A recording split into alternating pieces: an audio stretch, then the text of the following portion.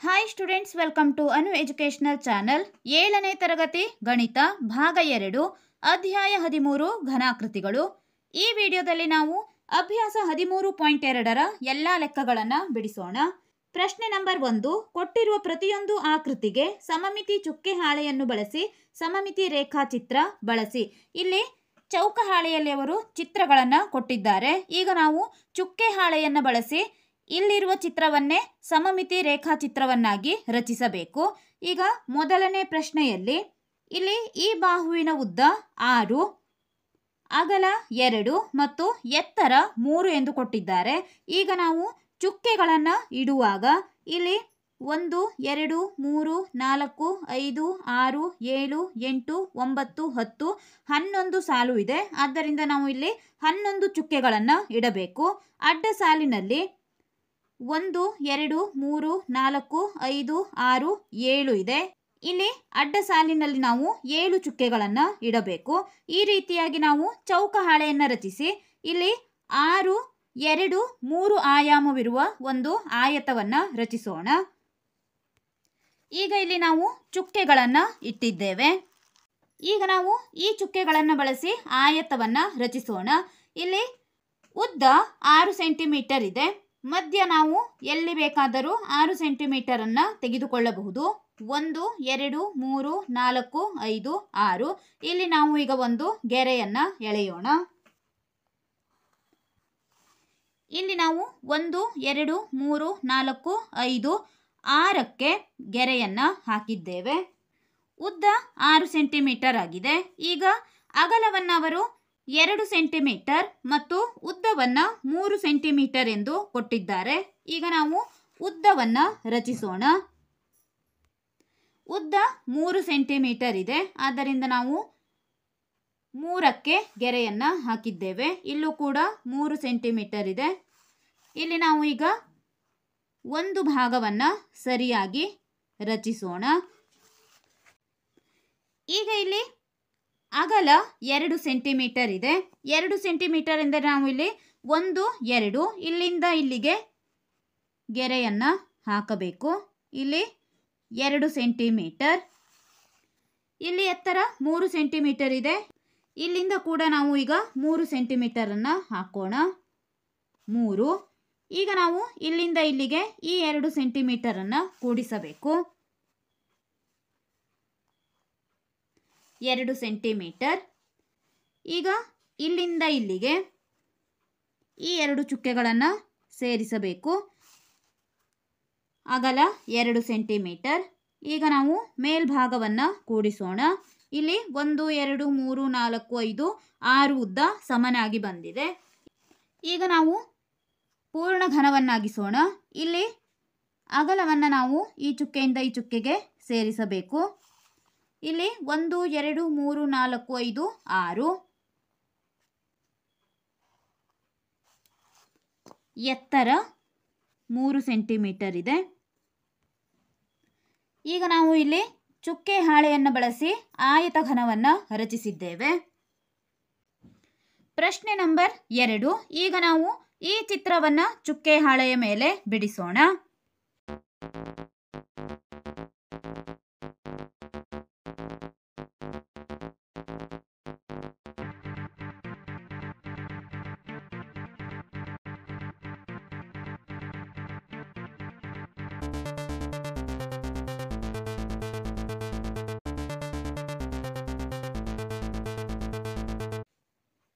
ಪ್ರಶ್ನೆ ನಂಬರ್ 3. ಈಗ ನಾವು ಈ ಚಿತ್ರವನ್ನು ಚುಕ್ಕೆ ಹಾಳೆಯ ಮೇಲೆ ಬಿಡಿಸೋಣ.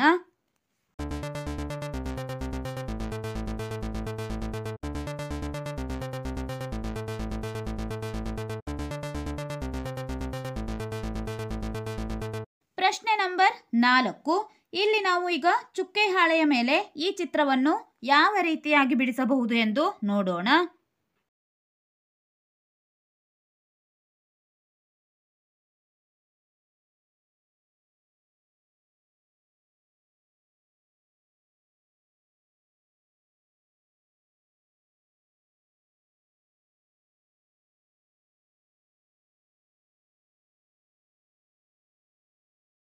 ಪ್ರಶ್ನೆ ನಂಬರ್ 2. ಆಯತಘನದ ಆಯಾಮಗಳು 5 ಸೆಂಟಿಮೀಟರ್, 3 ಸೆಂಟಿಮೀಟರ್ ಮತ್ತು 2 ಸೆಂಟಿಮೀಟರ್ ಆಗಿವೆ. ಈ ಆಯತಘನದ 3 ವಿಭಿನ್ನ ಸಮಮಿತಿ ರೇಖಾಚಿತ್ರಗಳನ್ನು ರಚಿಸಿ. ಇಲ್ಲಿ ನಾವು 5 ಸೆಂಟಿಮೀಟರ್, 3 ಸೆಂಟಿಮೀಟರ್ ಮತ್ತು 2 ಸೆಂಟಿಮೀಟರ್ ಇರುವ 3 ಆಯತಘನದ ಸಮಮಿತಿ ರೇಖಾಚಿತ್ರಗಳನ್ನು ರಚಿಸಬೇಕು. ಇಲ್ಲಿ ಎತ್ತರ, ಅಗಲ ಮತ್ತು ಉದ್ದಗಳನ್ನು ನಾವು 5, 3, 2 ಸೆಂಟಿಮೀಟರ್ಗಳನ್ನಾಗಿ ತೆಗೆದುಕೊಳ್ಳಬೇಕು. ಅಂದರೆ ಇಲ್ಲಿ ಒಂದು ಬಾರಿ ನಾವು ಉದ್ದವನ್ನು 5 ಸೆಂಟಿಮೀಟರ್ ಆಗಿ ತೆಗೆದುಕೊಂಡಾಗ ಇನ್ನೊಂದು ಬಾರಿ ಉದ್ದದ ಜಾಗದಲ್ಲಿ 3 ಸೆಂಟಿಮೀಟರ್ ಅನ್ನು ಮತ್ತು ಎತ್ತರದ ಜಾಗದಲ್ಲಿ 5 ಸೆಂಟಿಮೀಟರ್, ಈ ರೀತಿಯಾಗಿ ನಾವು ಉದ್ದ, ಅಗಲ ಮತ್ತು ಎತ್ತರಗಳನ್ನು ಅದಲು ಬದಲಿಯನ್ನಾಗಿಸಿ ಇಲ್ಲಿ 3 ವಿಭಿನ್ನ ಸಮಮಿತಿ ರೇಖಾಚಿತ್ರಗಳನ್ನು ರಚಿಸೋಣ. ಈ ಚಿತ್ರದಲ್ಲಿ ಉದ್ದ 5 ಸೆಂಟಿಮೀಟರ್, ಅಗಲ 2 ಸೆಂಟಿಮೀಟರ್ ಮತ್ತು ಎತ್ತರವನ್ನು 3 ಸೆಂಟಿಮೀಟರ್ ಅನ್ನಾಗಿ ತೆಗೆದುಕೊಂಡು ಸಮಮಿತಿ ರೇಖಾಚಿತ್ರವನ್ನು ರಚಿಸಲಾಗಿದೆ.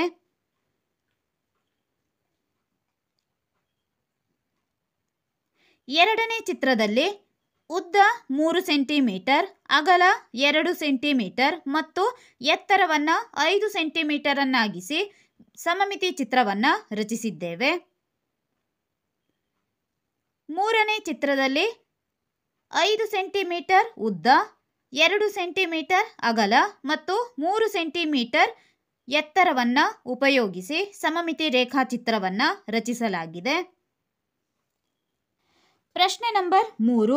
2 ಸೆಂಟಿಮೀಟರ್ ಅಂಚಿರುವ 3 ಘನಗಳನ್ನು ರಚಿಸಲು ಅಕ್ಕಪಕ್ಕದಲ್ಲಿ ಒಂದರ ಪಕ್ಕದಲ್ಲಿ ಇನ್ನೊಂದನ್ನು ಇಟ್ಟು ಆಯತಘನ ರಚಿಸಲಾಗಿದೆ. ಈ ಆಯತಘನದ ಓರೆ ರೇಖಾ ಅಥವಾ ಸಮಮಿತಿ ರೇಖಾಚಿತ್ರವನ್ನು ರಚಿಸಿ. ಇಲ್ಲಿ 2 ಸೆಂಟಿಮೀಟರ್ ಅಂಚಿರುವ 3 ಘನಗಳನ್ನು ರಚಿಸಲು ಅಕ್ಕಪಕ್ಕದಲ್ಲಿ ಒಂದರ ಪಕ್ಕದಲ್ಲಿ ಒಂದನ್ನು ಆಯತಘನವನ್ನು ಜೋಡಿಸಲಾಗಿದೆ. ಈ ರೀತಿಯಾಗಿ ನಾವು ಜೋಡಿಸಿದ ಘನಗಳನ್ನು ಓರೆ ರೇಖಾಚಿತ್ರ ಅಥವಾ ಸಮಮಿತಿ ರೇಖಾಚಿತ್ರದಲ್ಲಿ ಈಗ ರಚಿಸಬೇಕು. ಇಲ್ಲಿ ನಾವು 2 ಸೆಂಟಿಮೀಟರ್ ಅಂಚಿರುವ 3 ಘನಗಳನ್ನು ಅಕ್ಕಪಕ್ಕದಲ್ಲಿ ಒಂದರ ಪಕ್ಕದಲ್ಲಿ ಇನ್ನೊಂದನ್ನು ಇಟ್ಟು ಆಯತಘನವನ್ನು ರಚಿಸಿದ್ದೇವೆ. ಇಲ್ಲಿ 3 ಘನಗಳನ್ನು ಸೇರಿಸಿರುವುದರಿಂದ ಇದೊಂದು ಆಯತಘನವಾಗಿದೆ. ಇದು ಆಯತಘನದ ಸಮಮಿತಿ ರೇಖಾಚಿತ್ರ.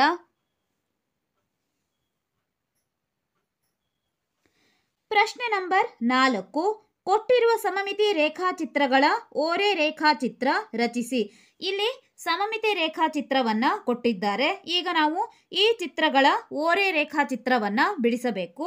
ಓರೆ ರೇಖಾಚಿತ್ರ ಎಂದರೆ ಇಲ್ಲಿ ಸಮಮಿತಿ ರೇಖಾಚಿತ್ರವು ಚುಕ್ಕೆ ಹಾಳೆಯ ಮೇಲೆ ಇರುತ್ತದೆ. ಈಗ ನಾವು ಓರೆ ರೇಖಾಚಿತ್ರ ಬಿಡಿಸುವಾಗ ಚೌಕ ಹಾಳೆಯಲ್ಲಿ ರಚಿಸೋಣ. ಮೊದಲನೇ ಚಿತ್ರ.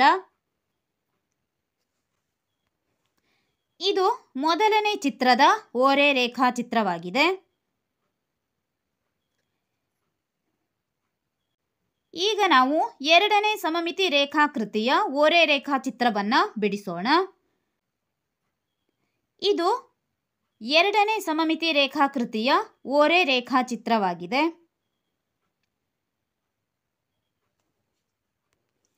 ಪ್ರಶ್ನೆ ನಂಬರ್ 5. ಮುಂದಿನ ಪ್ರತಿಯೊಂದಕ್ಕೂ ಒಂದು ಓರೆ ರೇಖಾಚಿತ್ರ ಮತ್ತು ಸಮಮಿತಿ ರೇಖಾಚಿತ್ರಗಳನ್ನು ರಚಿಸಿ. ಎ ಪ್ರಶ್ನೆ. 5 ಸೆಂಟಿಮೀಟರ್ ಮತ್ತು 2 ಸೆಂಟಿಮೀಟರ್ ಆಯಾಮಗಳ ಆಯತಘನ ಮತ್ತು ಬಿ 4 ಸೆಂಟಿಮೀಟರ್ ಉದ್ದದ ಅಂಚಿರುವ ಘನ. ಇಲ್ಲಿ ನಾವು ಈ AB 2 ಪ್ರಶ್ನೆಗಳಿಗೆ ಒಂದು ಓರೆ ರೇಖಾಚಿತ್ರ ಮತ್ತು ಒಂದು ಸಮಮಿತಿ ರೇಖಾಚಿತ್ರವನ್ನು ಬಿಡಿಸಬೇಕು. ಅಂದರೆ ಒಂದು ಚುಕ್ಕೆ ಹಾಳೆಯ ಮೇಲೆ ಇನ್ನೊಂದು ಚೌಕದ ಹಾಳೆಯ ಮೇಲೆ ನಾವು ಚಿತ್ರವನ್ನು ಬಿಡಿಸೋಣ. ಪ್ರಶ್ನೆ ಎ. 5 ಸೆಂಟಿಮೀಟರ್ ಮತ್ತು 2 ಸೆಂಟಿಮೀಟರ್ ಆಯಾಮಗಳ ಆಯತಘನ. ಇದು ಆಯತಘನದ ಓರೆ ರೇಖಾಚಿತ್ರ. ಇದು ಆಯತಘನದ ಸಮಮಿತಿ ರೇಖಾಚಿತ್ರವಾಗಿದೆ. ಪ್ರಶ್ನೆ ಬಿ. 4 ಸೆಂಟಿಮೀಟರ್ ಉದ್ದದ ಅಂಚಿರುವ ಘನ. ಈಗ ನಾವು ಓರೆ ರೇಖಾಚಿತ್ರ ಮತ್ತು ಸಮಮಿತಿ ರೇಖಾಚಿತ್ರಗಳನ್ನು ಬಿಡಿಸೋಣ. ಮೊದಲನೆಯದಾಗಿ ಓರೆ ರೇಖಾಚಿತ್ರ. ಇದು ಘನದ ಓರೆ ರೇಖಾಚಿತ್ರವಾಗಿದೆ.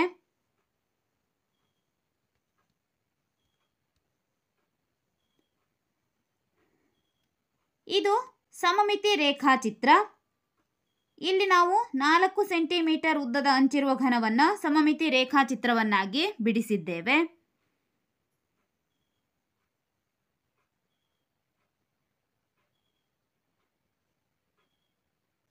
ಪುಸ್ತಕದ ಕೊನೆಯ ಪುಟಗಳಲ್ಲಿ ಸಮಮಿತಿ ರೇಖಾಚಿತ್ರವನ್ನು ಕೊಡಲಾಗಿದೆ. ನಿಮ್ಮ ಸ್ನೇಹಿತರು ನೀಡುವ ವಿವಿಧ ಆಯಾಮಗಳ ಘನ ಅಥವಾ ಆಯತ ಘನಗಳನ್ನು ಅದರ ಮೇಲೆ ರಚಿಸಿ. ಇದು ಚಟುವಟಿಕೆ ಲೆಕ್ಕವಾಗಿದೆ. ಈ ಲೆಕ್ಕವನ್ನು ಮಾಡುವ ಅವಶ್ಯಕತೆ ಇಲ್ಲ. ಈಗ ನಾವು ಅಭ್ಯಾಸದ ಎಲ್ಲ ಲೆಕ್ಕಗಳನ್ನು ಬಿಡಿಸಿದ್ದೇವೆ. ಈ ನಮ್ಮ ಅನು ಎಜುಕೇಷನಲ್ ಚಾನಲ್ನಲ್ಲಿ 7ನೇ ತರಗತಿ ಗಣಿತ ಭಾಗ 2 ಪುಸ್ತಕದ ಎಲ್ಲ ಪಾಠದ ಎಲ್ಲ ಅಭ್ಯಾಸದ ಲೆಕ್ಕಗಳನ್ನು ಬಿಡಿಸಲಾಗಿದೆ. ಮುಂದಿನ ವಿಡಿಯೋಗಳಲ್ಲಿ ನಾವು 8ನೇ ತರಗತಿ ಗಣಿತದ ಎಲ್ಲ ಪಾಠದ ಎಲ್ಲ ಅಭ್ಯಾಸದ ಲೆಕ್ಕಗಳನ್ನು ಬಿಡಿಸೋಣ. ನಮ್ಮ ಚಾನಲ್ನ ಎಲ್ಲ ಹೊಸ ವಿಡಿಯೋಗಳಿಗಾಗಿ ಅನು ಎಜುಕೇಷನಲ್ ಚಾನಲ್ನ ಲೈಕ್ ಮಾಡಿ, ಶೇರ್ ಮಾಡಿ, ಸಬ್ಸ್ಕ್ರೈಬ್ ಮಾಡಿ, ಹಾಗೆ ಪಕ್ಕದಲ್ಲಿರುವ ಬೆಲ್ ಐಕಾನ್ ಪ್ರೆಸ್ ಮಾಡಿ.